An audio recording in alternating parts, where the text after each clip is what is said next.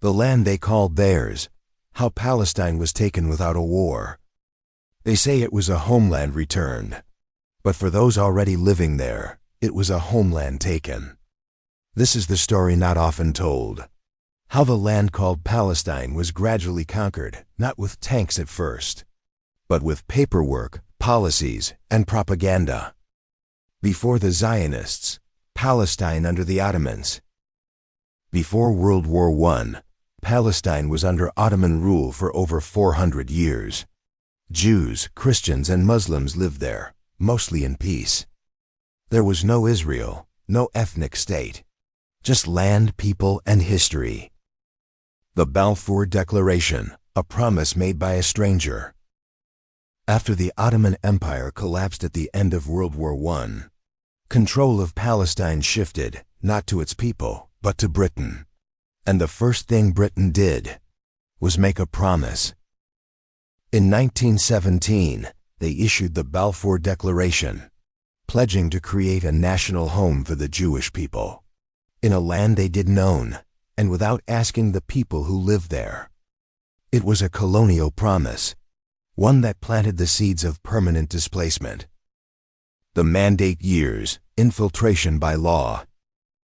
When Britain took control of Palestine after World War I, they opened the gates for massive Jewish immigration. The Zionist movement, with global funding, began buying land, building settlements, and forming militias. The Palestinians? They were slowly being pushed out through legal means, evictions, land purchases from absentee landlords, and British protection of the newcomers. 1947 UN Partition and Nakba. In 1947, the UN voted to partition Palestine. Jews got 56% of the land. Palestinians, who were the majority, got 43%. Jerusalem became international. But violence erupted. And in 1948, Israel declared independence, not on land they were given, but on more than 80% of Palestine. 700,000 Palestinians were expelled. Their homes, villages, and history erased. This was the Nakba, the catastrophe. Occupation by expansion. Since then, the conquest never stopped. 1967, Israel took Gaza, West Bank, and East Jerusalem. Today, settlements, checkpoints, walls, and drones dominate what's left of Palestinian life. The dream of a homeland? Caged in zones and fenced by fear. Flattened to redraw. In recent months, the world watched Gaza reduced to dust. Entire neighborhoods wiped out, refugee camps bombed, hospitals turned into ruins. Israel says it was a response to the October 7, 2023 attacks and hostage crisis. But what followed looked far bigger than a rescue. This was not just retaliation. This was territorial reset. A silent campaign to empty Gaza, break resistance, and redraw boundaries under the fog of war. Some call it security. Others call it a land grab. But in every crater, a question remains. Was this about hostages or about maps?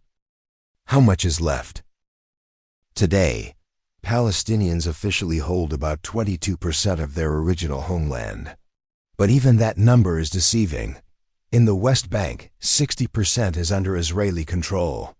In Gaza, entire zones are fenced off, blockaded, or under aerial lockdown. So what remains isn't sovereignty, it's isolation. Zones, fences, and permits, disguised as autonomy. This is not a two-state solution.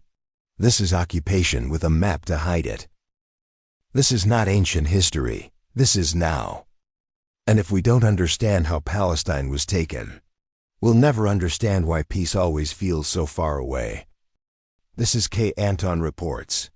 Support the signal. Spread the code. Powered by AI Squared, the Alliance of Intelligence Unseen.